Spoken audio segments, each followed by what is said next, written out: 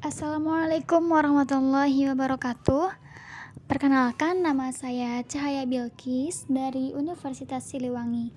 Kali ini saya akan menjelaskan mengenai rencana riset akademik pasca sarjana saya yang berjudul Analisis Sosiomatematik terhadap Pemahaman Matematika Peserta Didik.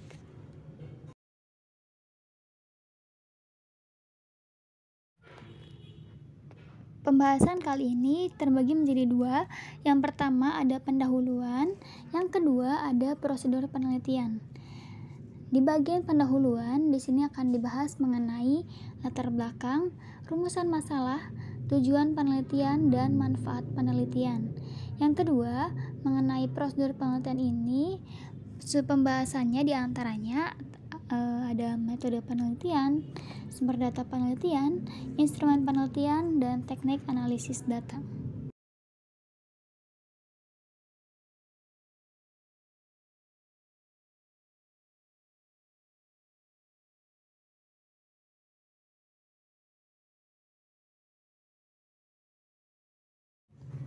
Pembelajaran dikatakan efektif dan menarik apabila terdapat interaksi antara peserta didik dan pendidik. Pembelajaran yang efektif dan menarik ini sangat berdampak positif terhadap perkembangan kecerdasan peserta didik. Interaksi yang dilakukan antara pendidik dan peserta didik ini diperlukan adanya sebuah pola komunikasi. Pola komunikasi yang terbentuk dari interaksi sosial dilandasi oleh norma sehingga terbentuk kecerdasan sosial bagi peserta didik, di mana kecerdasan sosial merupakan salah satu jenis kecerdasan yang menjadi perhatian dalam paham sosial konstruktivis. Dengan melakukan interaksi, baik interaksi antar peserta didik maupun peserta didik dengan guru dapat digunakan sebagai salah satu strategi untuk memahami matematika.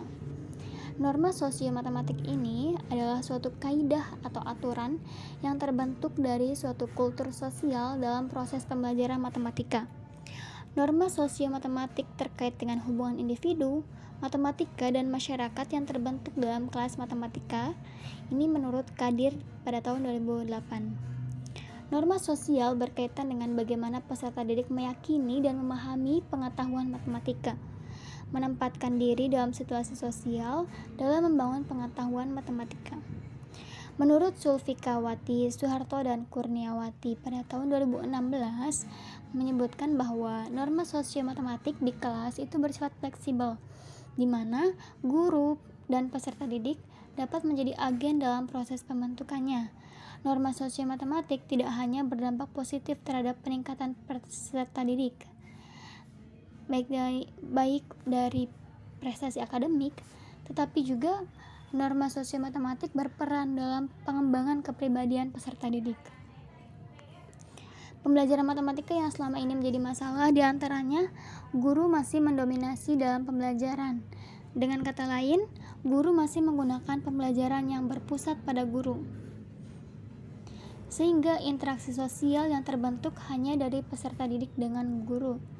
Interaksi antar peserta didik belum optimal karena proses pembelajaran matematika belum menggunakan pembelajaran berpusat pada peserta didik seperti yang diharapkan pada kurikulum 2013 saat ini.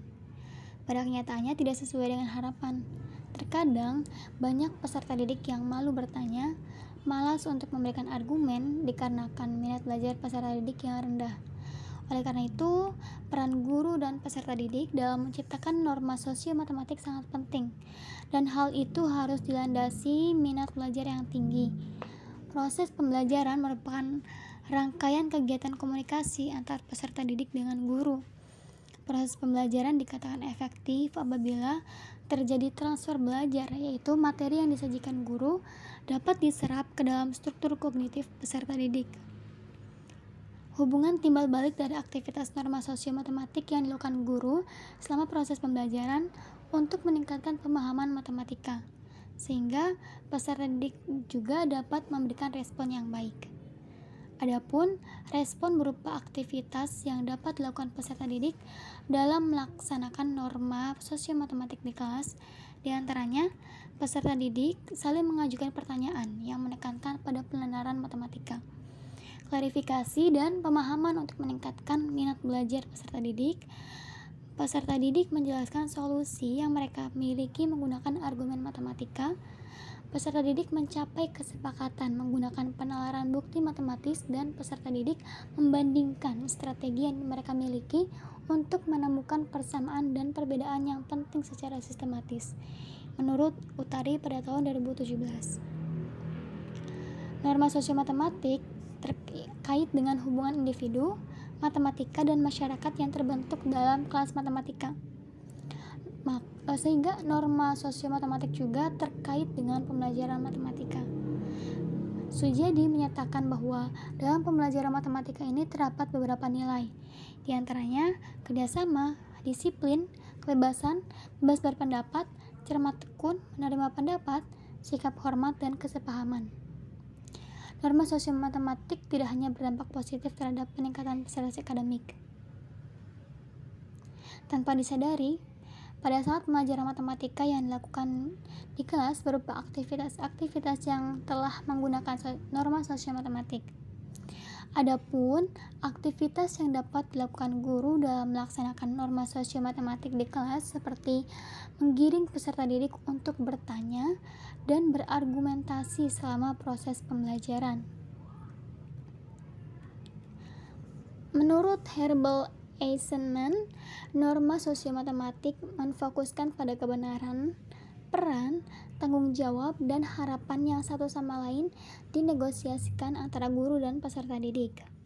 Hal ini bertujuan untuk menguji bagaimana norma ditempatkan melalui cerita di kelas. Norma sosiomatematik berkaitan dengan bagaimana peserta didik meyakini dan memahami pemahaman matematika, menempatkan diri dalam situasi sosial dalam membangun matematika. Menurut Seunmi dan Mi Keong menyatakan a socio-mathematical norm is consideration of mathematically acceptable explanation in conjunction with an understanding of what has been mathematically different. Artinya, norma sosiomatematik adalah mempertimbangkan suatu penjelasan secara sistematis yang dapat diterima bersamaan dengan pemahaman tentang apa yang secara sistematis berbeda, menurut Dewi Fitriana pada tahun 2018.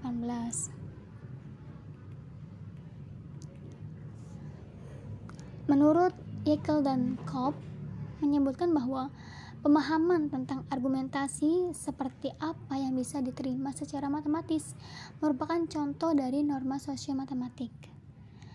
NCTM merumuskan standar komunikasi untuk menjamin kegiatan pembelajaran matematika yang mampu mengembangkan kemampuan peserta didik.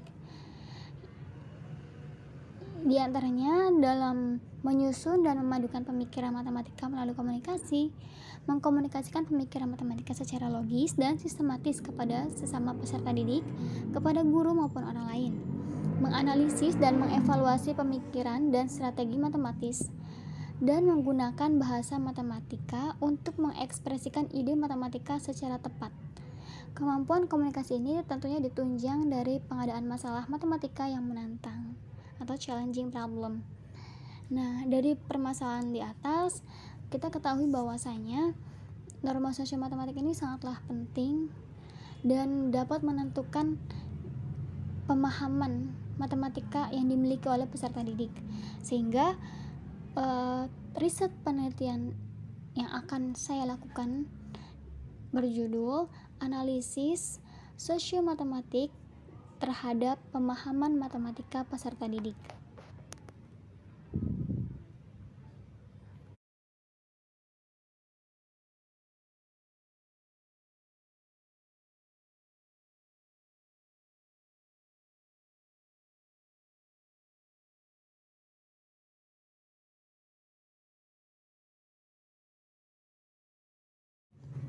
Pembelajaran dikatakan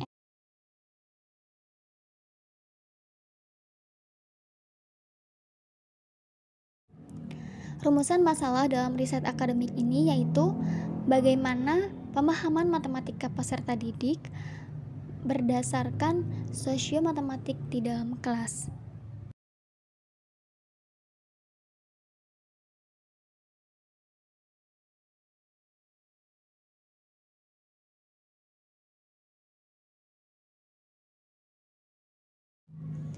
Berdasarkan rumusan masalah tersebut, dapat ditentukan bahwasannya tujuan penelitian ini yaitu untuk mengetahui bagaimana pemahaman matematika peserta didik berdasarkan sosio-matematik peserta didik di dalam kelas. Sehingga manfaat dari penelitian ini yaitu bagi peserta didik dapat menjadi acuan dalam mengetahui pemahaman matematika peserta didik, dan bagi pendidik dapat memberikan acuan terhadap pembelajaran di dalam kelas, khususnya dalam pembelajaran matematika.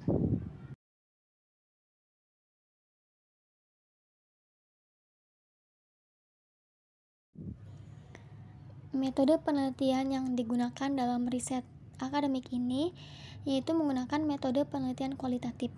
Menurut Sugiono pada tahun 2018, metode penelitian kualitatif yaitu metode penelitian yang digunakan untuk meneliti pada kondisi objek yang ilmiah dengan hasil penelitiannya bersifat untuk memahami makna, memahami keunikan, mengkonstruksi fenomena, dan menemukan hipotesis. Teknik pengumpulan data sini akan dilakukan melalui yang pertama observasi, yang kedua tes kemampuan, dan wawancara. Observasi di sini untuk mengetahui sosio-matematik yang terjadi di dalam kelas. Kemudian tes kemampuan ini untuk mengetahui pemahaman matematika peserta didik, dan wawancara ini digunakan untuk pendukung mengenai data-data yang diperoleh dari observasi dan tes kemampuan. Kemudian untuk instrumen penelitian ini, yang pertama peneliti itu sendiri yang berfungsi untuk menetapkan fokus penelitian, memilih informan sebagai sumber data, melakukan pengumpulan data, menilai kualitas data, menafsirkan data, dan membuat kesimpulan. Yang kedua, pedoman observasi. Yang ketiga, tes kemampuan. Yang terakhir adalah pedoman wawancara. Teknik analisis data ini menggunakan teknik analisis data Miles dan Haberman. Di antaranya terdapat pengumpulan data, reduksi data, penyajian data, dan verifikasi atau menarik kesimpulan.